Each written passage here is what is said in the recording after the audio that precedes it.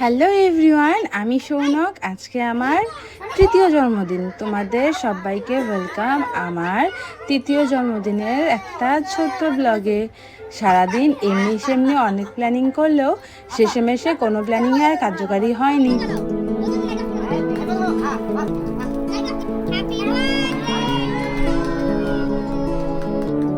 সন্ধ্যায় আমি 3 ঠাম্মিকে নিয়ে বসে গিয়েছিলাম কেক কাটিংয়ের জন্য।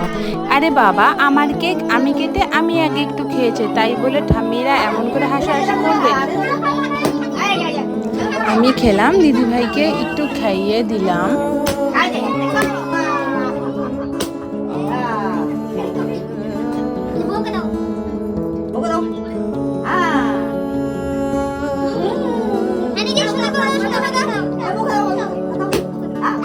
দেখছো ঠাম্মিরা কেমন খুনসুটি করছে, এমনই করে সবাই, আমাকে অনেক ভালোবাসে তো তাই।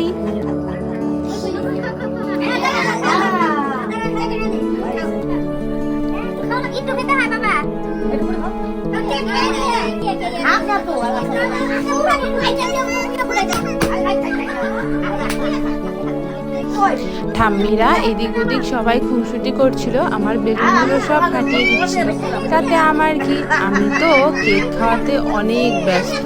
তোমরা দেখবে ঠাম্মি কেমন করে বেলুনটা ফাটিয়ে ফেলে। ঠাম্মি আবার ধ্যান করে বলছিল বেলুন নাকি এমন করে ধরে রাখছিলাম, কেমন করে ফাটিয়ে ফেললো ঠাম্মি বেলুনটা। আমার বাবা ওদিকে এত খেয়াল নেই, আমি কেকটা অনেক টেস্টি ছিল সেটা খেতেই ব্যস্ত ছিলাম। তোমরা যারা যারা কেকটা খেতে পারোনি তারা সবাই মিস করে গেছো গো। এখন শুধু দেখো।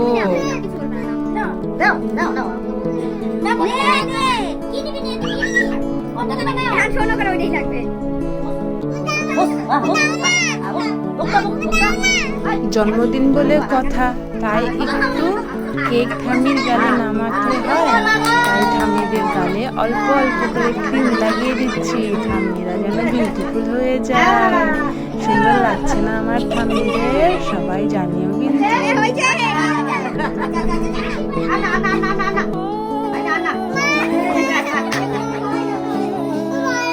তো এখানে কেক খাওয়ার পর তারপরে সব অনুষ্ঠান শেষ হওয়ার পর এবার বাড়িতে ঠাম্মি, মা, তাতিয়া আমার জন্য অনেক কিছু রান্না করেছিল।